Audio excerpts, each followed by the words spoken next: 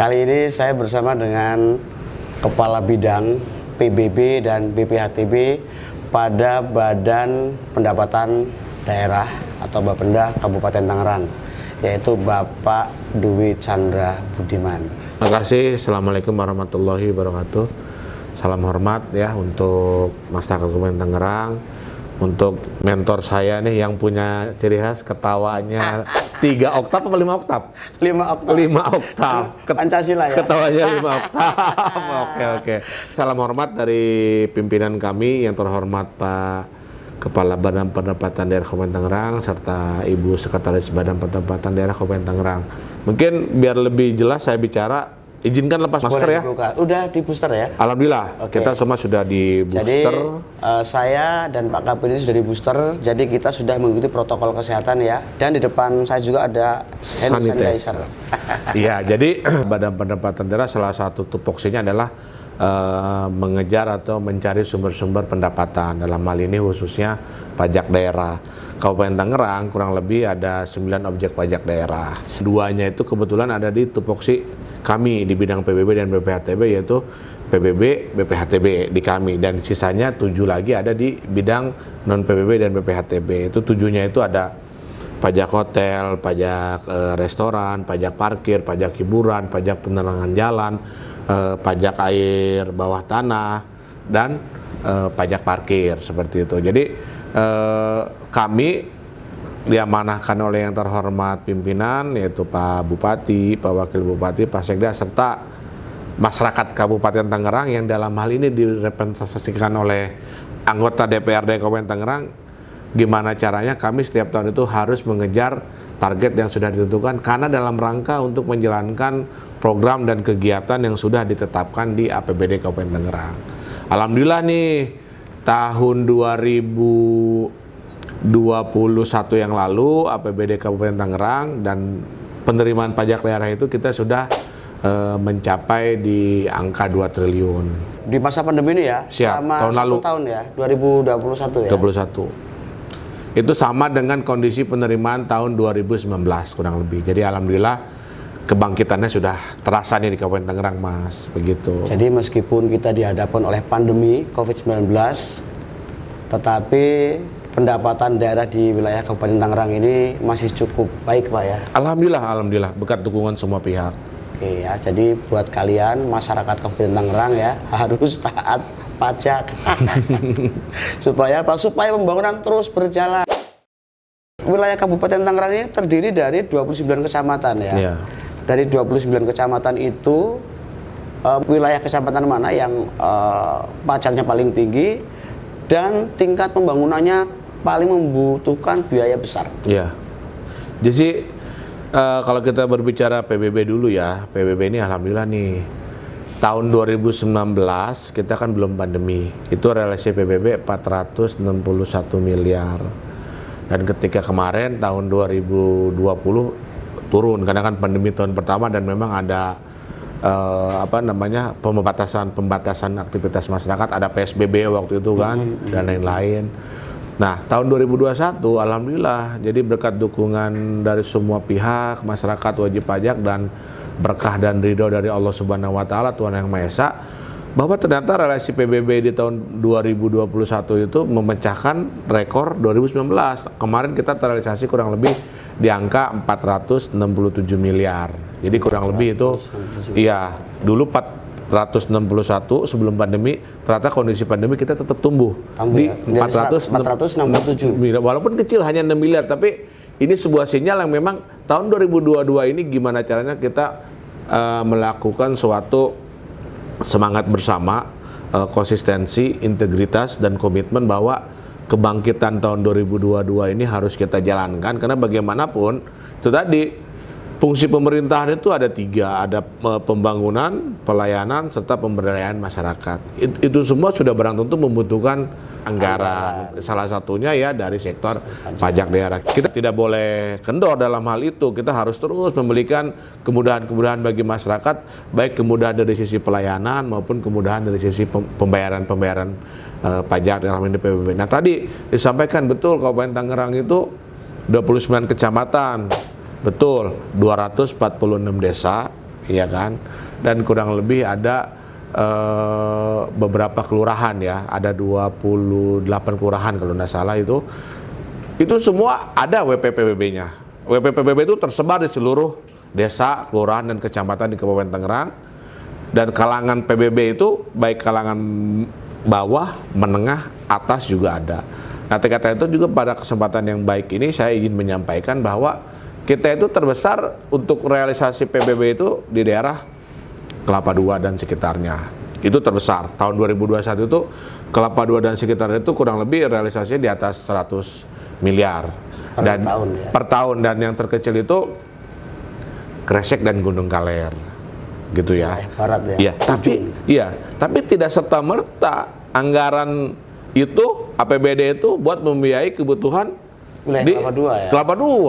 Faktanya walaupun tadi misalkan di Gunung Kaler dari sektor PBB hanya ratusan juta masuk ke kita, tapi faktanya saat ini mungkin OPD termasuk kecamatan, desa dan kelurahan menggelontorkan anggaran, program dan kegiatan baik di anggaran kecamatan, di dinas maupun di desa itu lebih dari uang yang dimasuk dari Gunung Kaler itu sendiri atau Kresek itu sendiri, karena memang kita itu ya pajak ini mempunyai fungsi untuk melakukan keseimbangan atau untuk melakukan budgeting gitu. Jadi kita harus sangat bersyukur nih, walaupun mohon maaf dengan hormat masyarakat yang Kelapa II mungkin mereka itu banyak sekali yang memang berdomisili di Kabupaten Tangerang, tapi banyak juga yang beraktivitasnya mungkin bukan di Tangerang, di Jakarta. Ternyata mereka berkontribusi kepada kita. Itulah kita harus saling respect. Tidak ada yang namanya kecamatan maju atau kecamatan tertinggal, tapi yang ada kita semua adalah kecamatan yang berada di Kabupaten Tangerang. Kita saling pikul lah gitu, Mas. Ya, itulah namanya pemerataan pembangunan. Jadi wilayah Kabupaten Tangerang ini harus maju bareng, tidak boleh ada yang tertinggal. Jadi adil dan merata. Amin ya robbal alamin. Pak, ini kan tadi perbandingannya dari tahun 2019 sampai tahun 2021 ya. Siap. Ini kan terjadi kenaikan ya, tahun 2020 dan 2021-nya kita dihadapkan dengan pandemi. Apa Pak indikator yang membuat pajak itu menjadi lebih tinggi dari sebelumnya? Jadi kita diarahkan oleh yang terhormat pimpinan ya, Pak Bupati, Pak Wakil, Pak Sekda, serta Pak Kaban, dan didukung oleh yang terhormat anggota DPRD Kabupaten Tangerang, kita harus selalu memberikan kemudahan-kemudahan kepada masyarakat dan juga memberikan dari sisi pelayanan maupun pembayaran. Tadi pelayanan alhamdulillah dengan hormat kita didukung oleh juga kepala UPT, para camat, para lurah, kepala desa, kita gencar terus tuh sosialisasi terus, dan kita juga cetak massal, tidak pernah terlambat, distribusi SPPT selalu sesuai jadwal dan lain-lain. Nah itu tadi ketika berbicara SPPT PBB ini kan tidak semua PBB itu beralamat di Kabupaten Tangerang kan. Mereka punya aset di Kabupaten Tangerang, tapi mereka bisa aja berdomisili di luar Kabupaten Tangerang kan. Ada yang mungkin di Sumatera, di Sulawesi, di Kalimantan, di Jawa Tengah, Jawa Timur, ada yang di Jakarta dan lain-lain. Mereka kalau kita tidak berinovasi tetap akan menemui kesulitan. Contohnya apabila gimana mereka mau bayar PBB kalau SPPT-nya tidak tersampaikan dan lain-lain. Makanya terkait hal itu maka kami alhamdulillah di tahun 2018 kita membuat sebuah aplikasi yang kami namakan Si Cepot agar mudah diingat ya dengan masyarakat Tangerang. Jadi Si Cepot itu adalah sebuah akronim atau singkatan dari Sistem Cetak PBB Online Terpadu. Jadi masyarakat cukup akses Si Cepot secara web service melalui alamat URL-nya sicepot.tangerangkap.go.id. Nanti mereka register untuk membuat akun. Setelah akunnya terregister berhasil, nanti mereka tinggal login. Setelah login mereka nginput data-data yang dibutuhkan dan menjawab pertanyaan-pertanyaan pengaman yang kami siapkan. Setelah itu mereka bisa download aplikasi Si Cepot itu dengan mendownload yang namanya SPPT elektronik. Dan ini contohnya, mohon izin dengan hormat nih Mas. Jadi SPPT sekarang sudah tidak harus lagi didistribusikan ke masyarakat. Betul, ya? Kita memberikan alternatif. Distribusi tetap jalan, ya kan? Tapi alternatif kemudahan secara web service kita punya aplikasi Cepot. Ini outputnya. Oh, Jadi iya. untuk hanya butuh sebuah media kertas di rumah kita bisa print sendiri. Nggak di print pun nggak masalah. Kita simpen saja di handphone kita, di device kita, baik di smartphone, di laptop, di komputer dan lain-lain. Kita simpan ini filenya file PDF. Jadi ini juga sudah lulus uji kelayakan oleh BSRE. Apa tuh BSRE? Balai Sertifikasi Elektronik. BSRE itu salah satu lembaga yang berada di bawah BSSN, Badan Sandi dan Cyber Negara. Jadi kita tetap, walaupun ini terkesan kok hanya kertas HPS biasa, tapi tidak, ini banyak pengamanan di sini. Kita di sini ada barcode untuk mengamankan, dan ini logo ini juga udah terdaftar di BSRE. Ini tidak serta-merta bisa dipalsukan oleh oknum-oknum tertentu. Ini untuk memudahkan masyarakat. Karena kita banyak sekali menerima aduan bahwa masyarakat ini karena kesibukan dan lain-lain tidak sempat menerima SPPT atau ada SPPT yang diantarin ke rumah, mereka bisa. Dan syukur alhamdulillah per hari ini tahun 2022 ternyata aplikasi ini sudah diakses atau sudah ada kurang lebih 100.000 akun lebih yang sudah memiliki di si Cepot. 100.000 lebih ya? Iya, 100.000 lebih. Alhamdulillah masyarakat menerima aplikasi ini.